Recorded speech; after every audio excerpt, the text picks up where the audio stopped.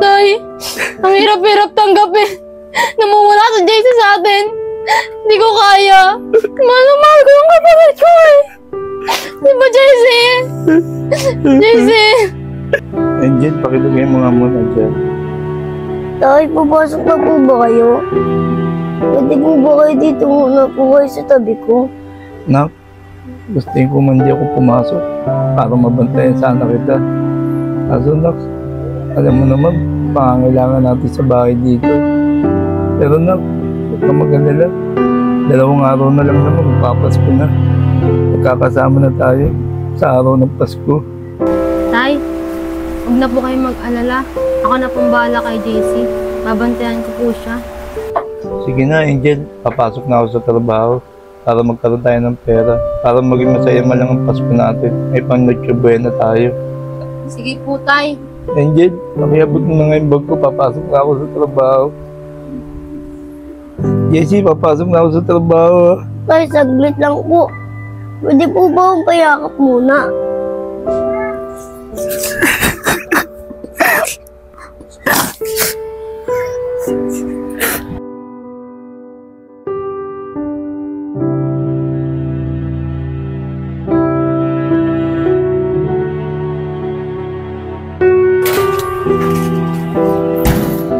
Pre, saan nga pala?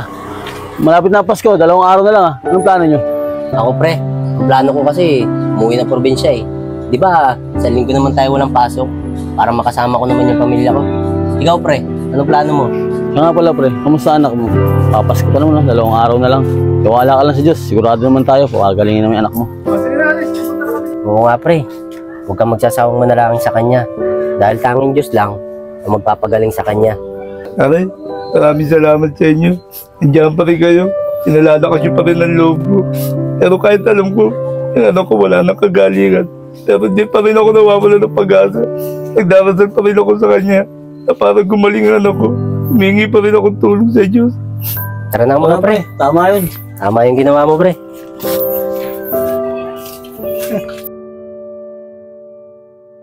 Nandito na JC, ako. gumising ka!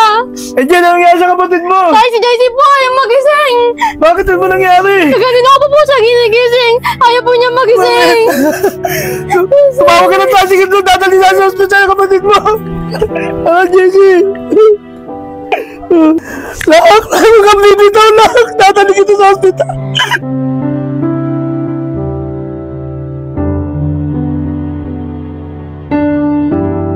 Tay, kukunin na po ba sa atin si JC?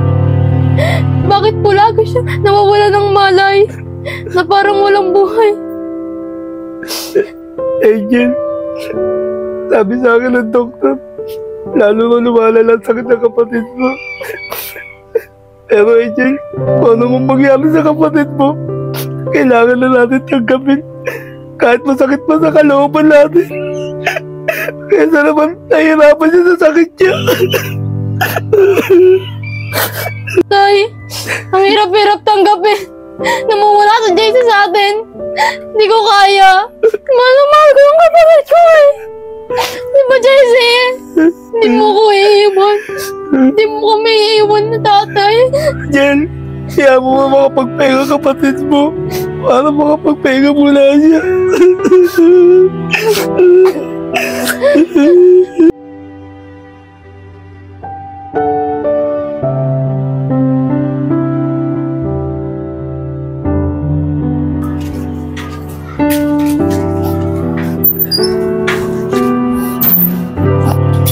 Bakit sandali lang?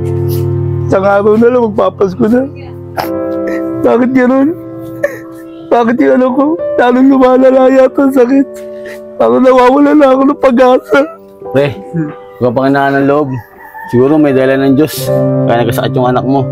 Tanging Diyos lang ang nakakaalam. Tanggapin natin kung ano mangyayari sa anak mo. Oo nga pre, tanggapin na lang natin kung ano mangyayari sa anak mo. Oo nga, sana ganun lang kadali. Pero kung yung magiging kagustuhan ng Diyos na mawawala siya, tatanggapin ko. Parang hindi ko na siya nakikitang nahirapan sa sakit niya. Eh, ako lang masusunod. Gusto ko pa mabuhay ng matagal ng anak ko eh. Para masubaybayan ko paglaki niya. Maaari nga lang, ikaramdaman niya sa akin na lang. Total, matanda na rin naman ako eh. Bata pa siya. Tama na nga yan, pre. Papas ko pa naman. Tara na.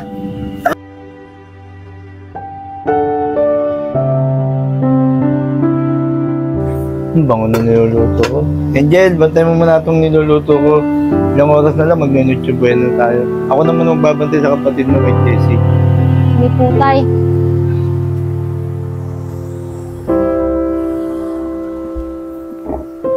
Anak, Jessie, ilang oras na lang, magpapasko na. Mag-YouTube na. Sabay-sabay tayong kakain ng ate mo, ha? Tay, una ako na po kayo. Una ako na po kayong batiin. Merry Christmas po tayo. Lagi niyo po itong tatandaan. Mahal na mahal ko po kayong dalawa ni ate. Anak, alam mo, mahal ka namin at kapatid mo. Lalo-lalo na ako. Anak, agad kaya mo pa lumabang ka, anak. Anak, anak, papas ka pa naman, anak. Anak, lumabang ka. Jessie, anak, tatandaan mo, mahal na mahal ka ng tatay. Merry Christmas nga pala sa'yo, Jessie. Jessie. JC, kaya mo yan. Lumaban ka. Huwag mo kaming iiwan ni tatay. Tay, ate, nangantok na po ako. Gusto ko na po matulog. Gusto ko na rin po magpahinga. Tay, lagi niyo po tatandaan. Lagi lang po ako nandiyan sa tabi niyo. Tay, ate, mahal na mahal ko po kayo. Jessie! Jessie! Anak ko, Jessie! JC! Sige na, Jessie! Magpahinga ka na! Para di mo na nararamdaman ang sakit. Anak ko, Jessie! JC! Natatanda mo, Jessie! Mahal na mahal ka namin ng ate mo, Jessie! Jessie! Jessie! Jessie! Tama na po na yan! Pawisa-pawis yung kapatid mo. Baka naman ang tumatama kayo si Jessie. Oh, pawisa-pawis mo na po makain na kumuha ng tubig ate mo.